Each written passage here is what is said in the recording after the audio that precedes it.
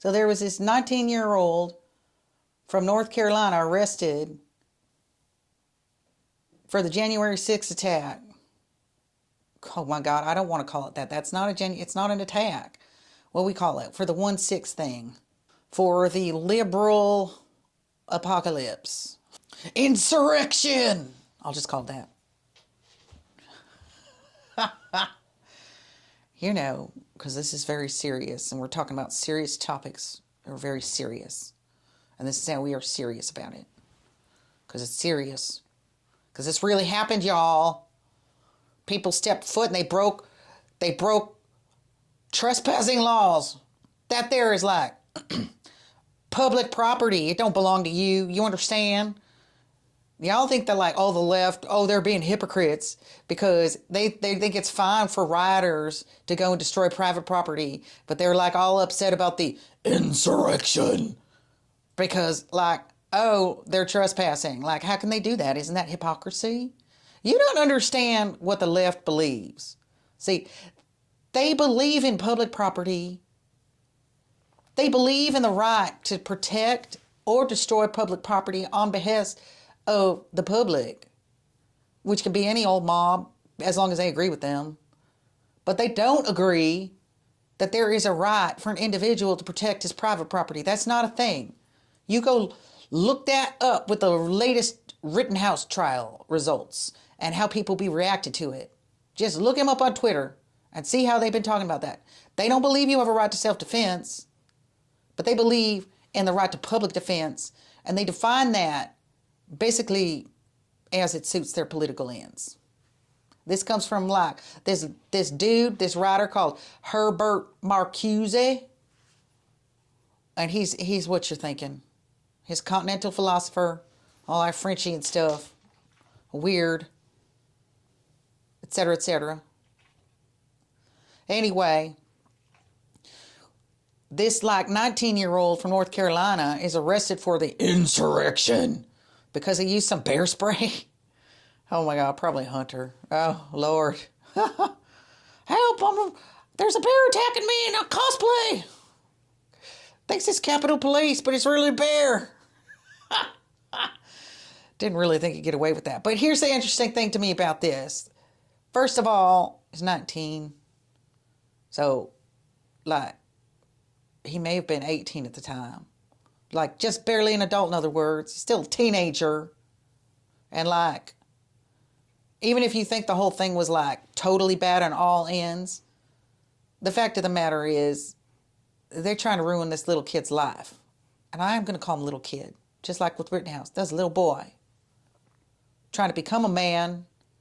And don't you dare just be all like, oh, let's just send him away forever and tell me that you're a compassionate leftist liberal. No, you ain't. But I don't know. He was in the military. He went through basic training for the Air Force. So he was an airman. And they just like took that all away. It feels like they're targeting people who are the most loyal. Did he make a mistake? Sure. Why did it take them so long to come and get him? They have all the film, and they have all this facial recognition, magic AI stuff. What the heck? And then there's this other dude who went around saying, oh, let's go in the building, let's go in the building, let's get it down, let's go in there, let's break down the fences and stuff. And you have him on camera like doing this multiple times, over there, over here, over there. Joe Rogan talked about it the other day. And guess what? It turns out he's a Fed and he ain't been charged. And you hear this like liberal going, oh, well, maybe he was just a radicalized federal agent. Well, I'm sure, dummy, but then why wouldn't they go after him? Why have there been no charges on him and they send everybody else away up the river, sometimes without charges? Oh my. Solitary confinement. But again, I just want you to understand, the left ain't being hypocrites here. You have to understand what they really believe. They don't believe in your individual rights.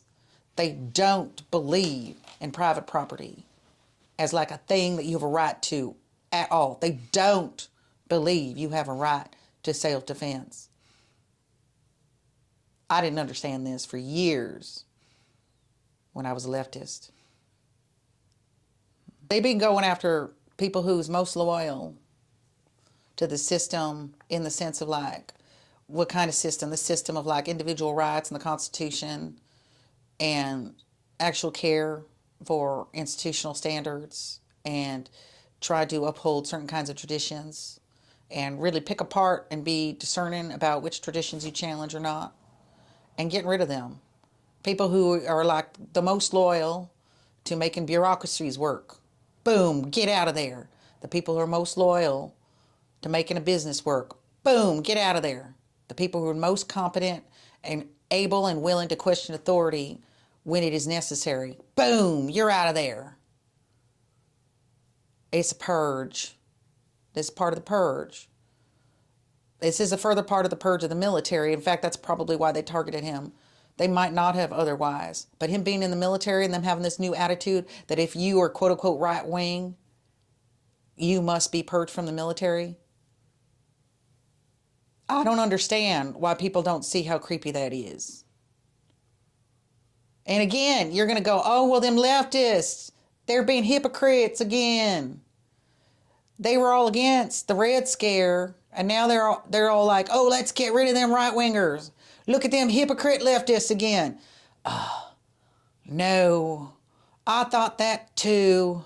That's why it was so confusing. That's why for a long time I continued to call myself a leftist, and I just thought, well, I'm just a smarter leftist than those other leftists. They're just wrong. No, I was wrong. I didn't know what I was talking about. They were being consistent with their actual values, and I wasn't, because I actually have values about, like, you know, principles and keeping them and individual liberty and stuff like that. But they don't really.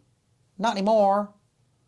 Maybe that was the thing. I don't know. I'm not here to debate that. It feels like history. I'm not really into that. I'm not a researcher. I'm not that kind of, I'm not a truther. I'm just here trying to observe the situation. Like, they're not hypocrites for this because, again, the communists are collectivists, and that's okay. That's how this works. The commies are collectivists, so they get a pass. What Herbert Marcuse said in his repressive tolerance essay is that nothing on the right should be tolerated at all because they all just a bunch of NZs. I hope you get that euphemism, please. That they all a bunch of fascists, and so anything goes, and you can do anything to them. You can, in fact, be fascist in your attempts and use fascist techniques in order to get rid of fascists because it's justified to get rid of fascists that way because they're that evil and we want to avoid what happened in World War II. And the neat little trick that happens here is they just look, the neat little trick that just happens here is they equate the right wing with fascism. And the other neat little trick is they get you to accept consequentialist ethics, which is like basically the ethical arm of nihilism. It's like, well, what's right is whatever is the consequences so long as they are good. And basically what defines good is utilitarians or, you know, nihilists, basically. And so when they doing this, it's not a problem to them. They can be fascists to get rid of you competent, caring conservative who is concerned and questioning authority because you're not on the right team. That's it. Because you're not on the right team, they are not obligated to, quote unquote, tolerate you. But anything the left does must be tolerated or you're an enemy. You're an enemy of the party. You're an enemy of the people. You're an enemy of the new proletarian revolution.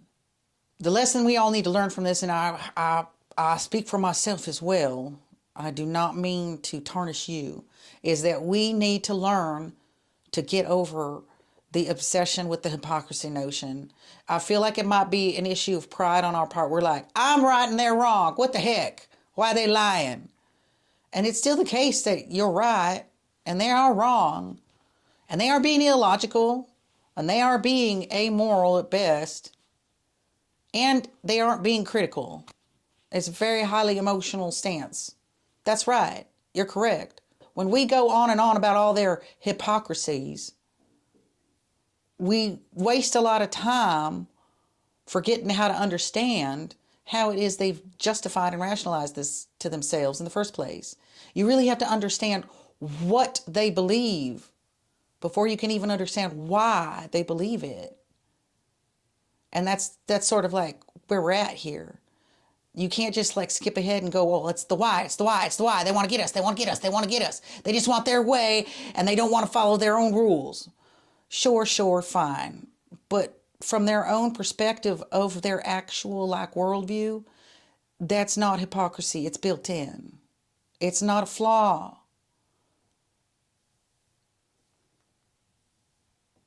You know? They mean it. Even the ones who don't know that they mean it, they're just being emotional. Well, fine, they're trained, but it's still the same result, right? They're using their emotions to justify how they treat others and to justify saying, well, no, it's okay to treat them this way, even though I wouldn't want it under the other circumstances. They don't follow the golden rule, y'all. They don't believe in the golden rule, y'all. That's like a thing. They don't believe in it. Don't forget that. They think it's flawed. They think the Bible is flawed. They think Jesus was flawed. They think Jesus was a liar. They think God is fake. They think that your body is only worth what it is, has value in relation to, your body only has value in relation to the collective. That you as an individual are not made in the image and likeness of God. That you have inherent value and that your rights come from God and not from man. They don't believe that, y'all. Try to remember, okay? It'll make things easier. I have to tell myself this like literally every day. Ugh.